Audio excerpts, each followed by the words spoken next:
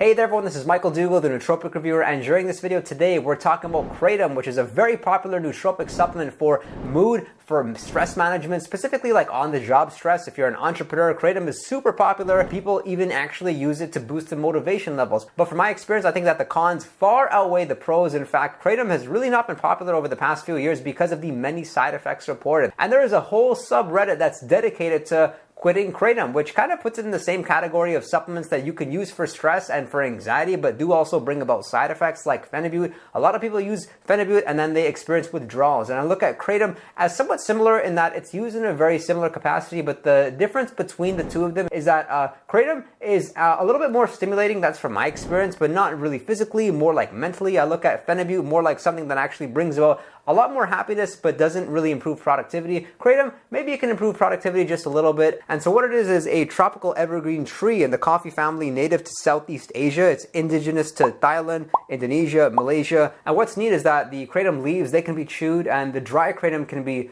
swallowed or it can be brewed. But the way that most people take it is in an extract, is in some sort of capsule form. Like this is by Pure Kratom. I've tried this a number of times. I really don't use Kratom too often. I use it strategically for anxiety, but it's like a very rare occurrence. Not even once a month. I'm pretty much just giving it a shot to see if it does anything because I see so many of you say great things about it, but the majority of people anyway, they actually have a strong love-hate relationship with Kratom because they seem to like it, but they do understand that it does have really bad long-term implications in the sense of like they get very addicted to it. So Kratom, it's like you take it and then in your heart of hearts you know that you should not be taking it long-term because it can do some funny things. One of the most common side effects is nausea. And the way that most people take it is by taking it at a dosage of somewhere between 3 to 5 grams. But if you're new to Kratom and you want to give it a shot, I'd recommend even starting less than that. Like for me, I'm super sensitive to all supplements. So for that reason, I started off with the dosage of like 500 milligrams. Then I raised it to 1 gram here and there or 1.5 grams, maybe if I want to feel something from it. But like I mentioned, it really didn't improve my productivity. Maybe it'll improve yours. So you may like Kratom if you want to use something for anxiety that you would feel immediately. And the other supplement that I can think of, which really does fit that purpose, is L-theanine. L-theanine we know is super popular for reducing anxiety. Lion's mane is also good too, but lion's mane, most people just don't really notice anything straight away when they take it, like get that acute benefit. With Kratom, trust that you will feel something. It by no means is a supplement that has some sort of build-up effect.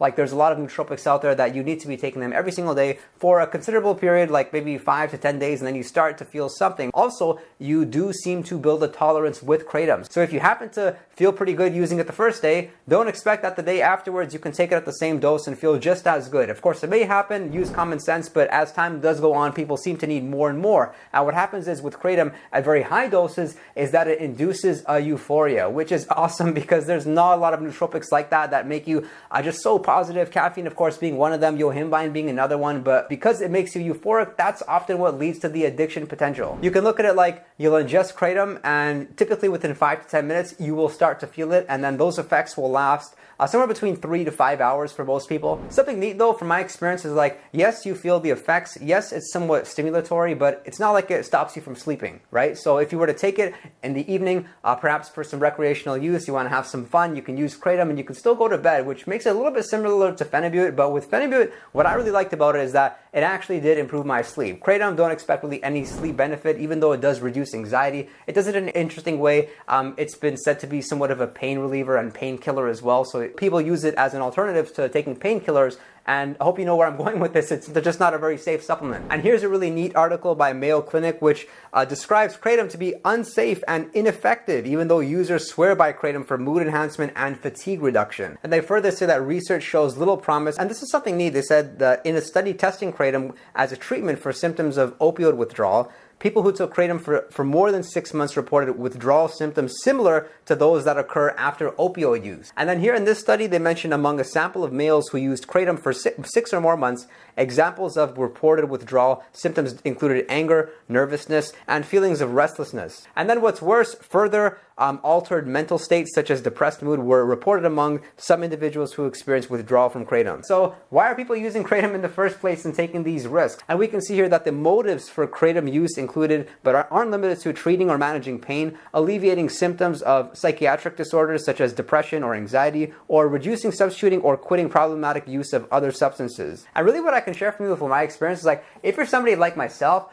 I'm not a very anxious person by nature. Maybe I've just done my nootropics, or I have good self-development practices and routines to help me to be in a good state. I actually feel a little bit more anxious when I use something like Kratom because it is slightly stimulatory, and you feel this like mental arousal. But what's interesting is it's absolutely not physically stimulating whatsoever. So I get very intrigued when people say that, and that just goes to show you, of course, with nootropics, my experience may not be yours, and yours may be different. But what you can trust that most people have in common is that they use Kratom, and then it does certainly boost their baseline mood, which I don't recommend because 5-HTP also does the same thing in that 5-HTP improves your mood, but it's almost like putting a bandage on a problem that needs to be resolved without a bandage, because the bandage can only last you so long. So I may use Kratom on the odd occasion when maybe I've taken modafinil, I've taken some other stimulants, and they've definitely energized me, but they brought about some side effects like anxiety. Then I could see Kratom perhaps being an okay use, because when people ask if they can take Kratom along with other supplements, in most cases it's going to be okay. As Kratom, what's great is that it's a pretty predictable supplement. There's some supplements out there and like you take them, some days you feel great, and some days you take them and you don't feel great. With Kratom, I mean, if you take a dose like 3 to 5 grams, or you eventually work your way up to a dose like that, you're going to know how you respond to it. And with Kratom, it's pretty easy going. You can take it fasted, you can take it fed. You still do feel it when you consume it with a meal,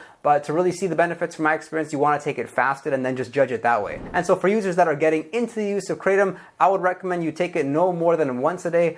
See how you respond to it. Take it at a gram, but don't take it 2 days in a row, because then of course you're setting yourself up to potentially have that withdrawal. I would recommend you just try it one day, but if you're looking for some better and perhaps safer alternatives, some other ones you can look into are Lion's Mane. Lion's Mane I've talked about in this video over here. Makes you curious, makes you feel good, makes you feel unattached to the outcome, especially good for entrepreneurs. And another great one, of course, is ashwagandha, which is, they say that the king of herbs, really good at relieving stress. Just the major issue with ashwagandha is that it is somewhat demotivating. So with Kratom, a lot of people, again, they use it for productivity. I don't get that. It doesn't work for me at all. It just makes me feel unlike myself, which I never want to feel. But let me know your thoughts on Kratom. Put it in the comment section below. If you did get value from this video, please consider subscribing, drop a like, and if you want to chat with me one-on-one, you can do so over on Patreon, or you can DM me on Instagram. I look forward to seeing your message. And don't forget to join our Discord server. We've got a 24/7 chat room. We're having a lot of fun. We're answering questions in a time-sensitive fashion. So the Discord link, you can actually find it in the description box of this video. I thank you for your interest in nootropics, and I look forward to seeing you all next time.